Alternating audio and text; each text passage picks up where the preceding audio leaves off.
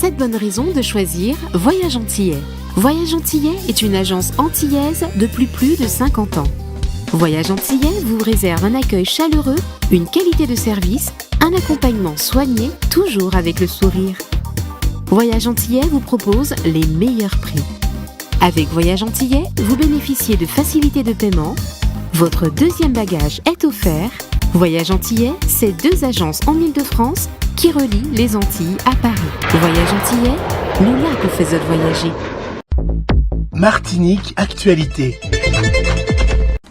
L'Académie de Martinique indique qu'en moyenne, sur notre territoire, 24,17% des enseignants ont suivi le mouvement social dans la fonction publique le jeudi 5 décembre. La part des grévistes était de 29,63% dans le premier degré et de 19,41% dans le second degré. La Cour d'appel de Fort-de-France a suivi les réquisitions du ministère public qui réclamait le placement en détention provisoire de Rodrigue Petitot dans l'affaire de l'intrusion à la résidence préfectorale. Le président du RPRAC restera incarcéré à la prison de Ducos jusqu'au procès prévu le 21 janvier prochain. Les magistrats de la Cour d'appel ont fait droit à l'appel du parquet de Fort-de-France qui contestait sa remise en liberté sous contrôle judiciaire. Pour rappel, ce lundi, Rodrigue Petitot a été condamné à 10 mois de prison aménageable par un bracelet électronique pour menaces et intimidation à l'encontre des élus de Martinique. À l'issue de l'audience, maître Georges-Emmanuel Germany, l'un de ses 3 avocats, a déclaré, citons-le, « C'est une décision de justice qui est commandée peut-être par des motifs politiques ». Son confrère, maître Eddy Arneton, a dénoncé une défaite de la justice en s'adressant aux centaines de sympathisants du RPRAC massés aux abords de la cour d'appel. « On va se battre jusqu'au bout pour obtenir justice », a-t-il poursuivi. Ajoutons que suite à la décision de la Cour, de nombreuses dégradations ont eu lieu cette nuit dans les quartiers Sainte-Thérèse et Dillon notamment, avec des pillages, des départs de feu et des objets envoyés contre les pompiers. Des barrages ont dû être démontés dans la nuit par les forces de l'ordre. En raison de l'impossibilité de circuler avenue Maurice Bishop, le TCSP et les bus desservant le centre-ville de Fort-de-France étaient encore à l'arrêt ce vendredi. Le protocole contre la vie chère signé le 16 octobre dernier pour faire baisser de 20% les prix de 6 000 produits est suspendu à la suite de la censure du gouvernement de Michel Barnier, a annoncé ce jeudi le ministre démissionnaire des Outre-mer. L'autre mesure phare, qui consiste en la suppression ou diminution de la TVA, ne pourra, elle, non plus être mise en œuvre car elle n'a pas été votée par le Parlement. François-Noël Buffet a également évoqué la suspension du financement d'1 milliard d'euros destiné à la Nouvelle-Calédonie. Il a exprimé ses préoccupations quant aux conséquences de ces suspensions pour les populations des territoires concernés. Cela risque d'ajouter de l'angoisse et du stress dans des régions déjà éprouvées par les difficultés économiques qui aspirent surtout au calme et à la sérénité, a-t-il poursuivi. La Croix-Rouge française Martinique lance une grande collecte de jouets neufs sous le thème « 1000 cadeaux pour que Noël n'oublie personne ». On peut déposer des jouets neufs à la FNAC, dans tous les magasins Leclerc, Carrefour, Intersport, La Grande Récré, Jouet Club, King Jouet ou Cultura. C'est le vendredi 6 décembre de 14h à 18h, samedi 7 décembre de 9h à 18h, dimanche 8 décembre de 9h à 12h. Et il faudra s'y habituer, désormais la Transat Jacques Vabre change de nom et devient la Transat Café L'Or, le Havre-Normandie. Le reste ne change pas, à savoir une course en double au départ du Havre et arrivé en Martinique, le départ de la prochaine édition qui aura lieu le 26 octobre 2025 réunira 4 classes de bateaux, Ultime, IMOCA, classe 40 et Océan 50. De Schœlcher informe que la baignade est à nouveau autorisée à la plage du Bourg. Et la ville de Saint-Joseph sera en effervescence durant tout le mois de décembre à l'occasion de la 5e édition de Saint-Joseph en fête. Alors au programme, ce vendredi 6 décembre à partir de 19 h, caravane Chanter Noël Bocaille 2024 sous le signe du partage avec Fernand Marlu et Larry Bott au CASE de Chapelle avec l'association Plisfos 212. Demain, samedi 7, de 8 h à 14 h, un marché de Noël se tiendra à l'école de Morne-des-Olives. Il laissera place de 18h30 à 23 h à un chanter Noël avec le groupe Page 7, Wilson Boniali et DJ Charlie. Bien entendu, le traditionnel manège Chouvalbois sera lui aussi au rendez-vous. Les responsables des entreprises martiniquaises ont désormais deux principales raisons de s'inquiéter, la situation sociale dans notre île et la situation politique en France. Le MEDEF Martinique a envoyé ce 5 décembre, sous la forme d'une lettre ouverte adressée à la future ou au futur Premier ministre, un plaidoyer pour une action déterminée en faveur de la Martinique et des territoires ultramarins.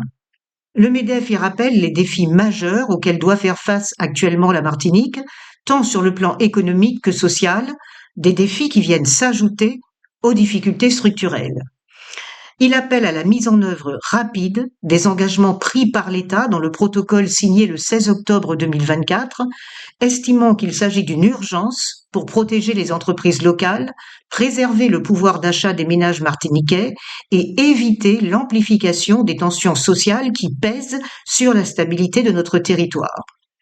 De son côté, dans un communiqué, l'association Contact Entreprises exprime sa profonde inquiétude suite à l'adoption de la motion de censure qui a entraîné la chute du gouvernement. Elle alerte notamment sur la nécessité de maintenir le classement du secteur de la construction en secteur de compétitivité renforcée. Elle estime en effet que le BTP, mais aussi l'agriculture, risquent d'être particulièrement impactés. Le syndicat mixte d'électricité de la Martinique, SMEM, et la ville du Vauclin proposent durant 3 jours un village baptisé En Limier. Cette manifestation qui a commencé ce jeudi se tient jusqu'à demain, samedi, à la Pointe Follard, qui va se transformer en un lieu festif avec des animations éco-responsables. Alors l'objectif du SMEM, via ce village animé, est de faire comprendre aux usagers qu'il est important d'utiliser de manière rationnelle l'énergie et surtout de pousser à la transition énergétique à travers des opérations grand public. À partir du 1er janvier 2025, la possibilité pour les salariés de recharger gratuitement leur voiture électrique sur leur lieu de travail prendra fin. Ce service, instauré depuis 2020 pour encourager la transition écologique, sera désormais considéré comme un avantage en nature et soumis à la fiscalité en vigueur.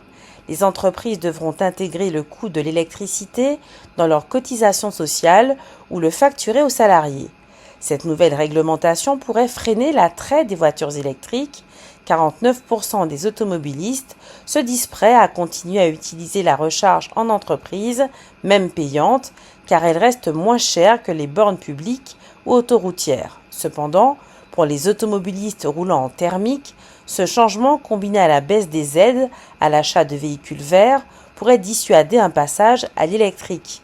Alors que les politiques publiques cherchent à promouvoir la mobilité durable, cette révision fiscale pourrait ralentir le verdissement du parc automobile, mettant en lumière les défis liés à l'équilibre entre incitation écologique et contraintes économiques.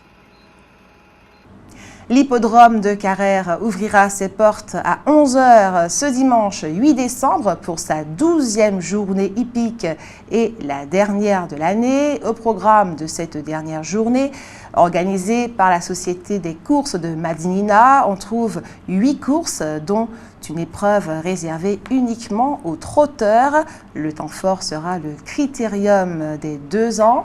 L'entrée gratuite au public sera une bonne occasion pour les amateurs de courses hippiques ou de loisirs de redécouvrir les lieux. Il sera possible de déjeuner sur place. Et vous avez sans plus attendre la parole, c'est l'heure de votre avis compte. Souhaitez-vous que Rodrigue Petitot s'investisse en politique? C'est à vous. Bon, en fait, s'investir, je ne sais pas s'il faut s'investir parce qu'il ne faut pas tout mélanger. Rodrigue Petitot aujourd'hui a plaidé pour une cause, ce qui fait qu'aujourd'hui le peuple, une partie du peuple le suit pour les choses fondées, bien fondées. Maintenant, s'il veut faire des choses intéressantes, il faut qu'il soit accompagné de gens qui sont capables de l'aider et puis de remettre les choses en place. Parce qu'aujourd'hui, on confond tout, on confond politique, on confond aussi la vie chère, parce qu'aujourd'hui, on parle de vie chère, mais il y a des gens qui profitent de ça pour faire autre chose. Alors malheureusement, nos politiques n'ont pas su gérer les choses de manière optimale à la base, ce qui fait que Rodrigue Petitot aujourd'hui se bat pour une cause, une belle cause, que l'on veuille ou non, quel que soit son passé, mais il doit se battre pour ça. Pour expliquer aucun de nos élus faut quoi que ce soit et franchement voir faire ce que eux ils devaient faire. Ah oui, faut nous foutre dehors quand même. Souhaitez-vous que Rodrigue Petitot, le leader du RPRAC, s'investisse dans la politique en Martinique?